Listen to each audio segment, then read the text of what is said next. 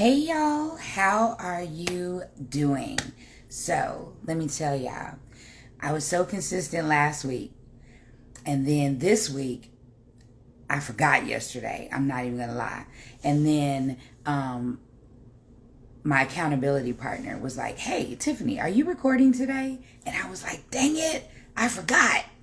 So anyway, it's Happy Training Tuesday around these parts. It has been super duper busy, but I wanted to come by and drop a couple of gems for you all regarding leadership and team building. And very specifically, I wanted to use nonprofits as the example because we had a nonprofit training class on Saturday and some really great questions came up, and I am doing an information dump. So I was like, you know what? Let me go ahead and share this today. So one of the things that I wanted to share with you about leadership for nonprofits is too often the leaders of the nonprofit are actually taking on all the work themselves.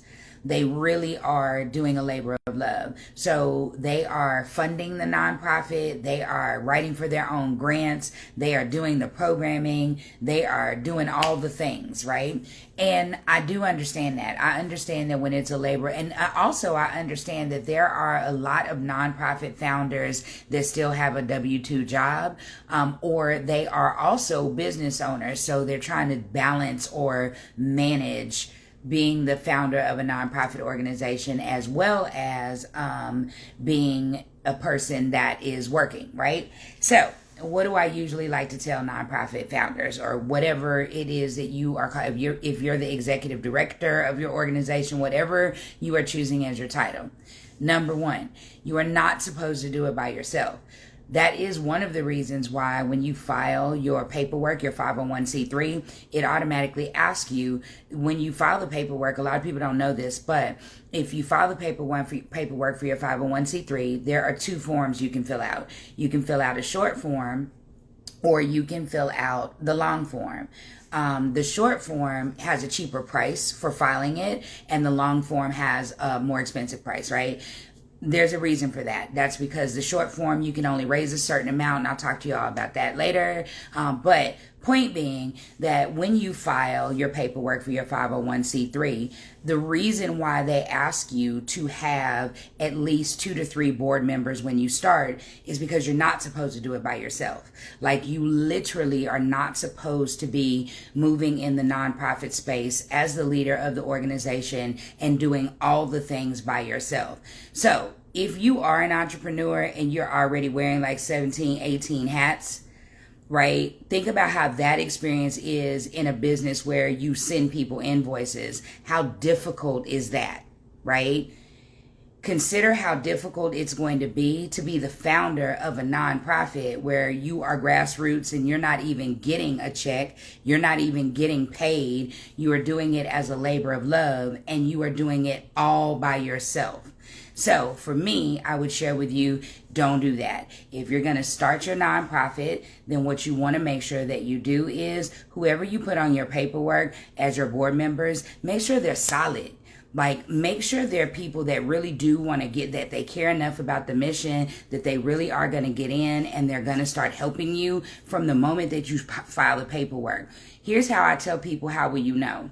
If you are a founder of a nonprofit and you are still trying to scrape together the application fees to pay for the state or to pay the IRS, and the people on your board can't help you pay those fees, you pick the wrong people. I'm going to pause. Okay? If you are struggling to come up with the initial investment to ramp up your nonprofit, you have picked the wrong board members. You need board members that can help you with some sweat equity, that can fundraise, but also people who believe in the mission enough that they'll help you start it up and onboard it.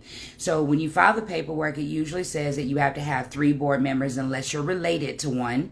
And then if you're related to one of your board members, then you need to have 5. And that's because we're talking about voting and someone being able to break a tie, and then also being fair. Something just flew by me, y'all. I don't know what it was. It looked like it was a moth. But So you just kind of want to make sure that whoever you pick to actually be on your board, they need to be people that are actually actively wanting to help you grow the business, grow the nonprofit, right? They have to want to help you grow the charity. And that might mean investing. That really might mean that they help you with paying your fees for your 501c3 application for the, to register with the state and to register with the IRS. That might mean that they help you with paying for a consultant to help you with developing the nonprofit, right? It may also mean that they help you with navigating through finding other board members, right? So why am I sharing that with you? Because that is very important, that when you put people on your board, they need to be people that can be working board members, which means that they're not on your board in name and theory just for you to get it started. They don't just have a title, right? So when you file, you should have a president and a secretary. Those generally are the first two people that you need to have, right? You need to have somebody that can, be over the board, the head of the board. Then you need to have someone who can make sure that they can document meeting minutes. Very important. The next most important, I would say, is definitely a treasurer, because you want someone to be responsible for the finances or for whatever donations you bring in. And then also the treasurer would be responsible for making sure that they report the financial well-being of your organization in whatever your board meetings are. Right. So here's the thought. Don't put people on your board that can't put sweat equity in, do work. Don't put people on your board that are not willing to help you with investing in the organization. And don't put people on your board that do not have a circle of influence. Why? Because the whole point to you having a board is because in order to help in the community and have a deep impact, you really can't do it by yourself. And if you are doing it by yourself, there are limits. You will be limited on the amount of people that you can help, because let's face it, it takes a village. It takes a team. It takes a group of people to help you with going out in the community and having massive impact. So that's what I wanted to give you all today. I am going to drop by and give a couple more leadership and board tips for the rest of the week. I realized that I gave tips last week, but I put it on my other page. I didn't put it on this page, but that's all the part of the growing pains, y'all. I'm learning. I'm figuring it out. So if these tips were good for you, add a comment. Like it, share it, send it to somebody that you know that has a nonprofit that is either struggling or they are aspiring, or somebody that knows that they need some help with being developed. As I mentioned, I am doing a information dump because I made a decision to remove doing filing for nonprofits from my services. But I do want to give people the information because I really identify that there's a lot of information that leaders or people that want to start a nonprofit are not getting, or they don't know. Now, let me tell y'all this. If you need somebody to coach you or consult you or advise you in your nonprofit, you do know that y'all can take that off on your taxes, right? If you pay for development in your nonprofit, that is an acceptable expense that you can actually take off on your taxes when you file the taxes for your organization, or even if you as an individual are spending your money, but it's very specific because you are doing professional development to develop yourself as a leader for your nonprofit. You can use that as a donation that you have made to the organization, and you can take that off on your taxes. You need to have a tax strategist, but you can take that off on your taxes. So I don't want to tell you guys how many people I know that have nonprofits that they invest in it monthly, but they still are not telling their tax person that they're doing it, and they're not even using the tax advantage.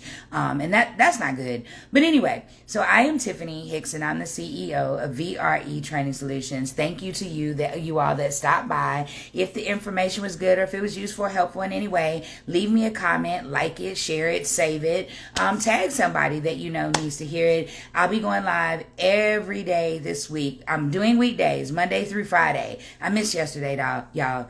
Don't count that against me. But I'm back on track today. So again, I'm Tiffany Hicks, the CEO of VRE Training Solutions. And until tomorrow, bye.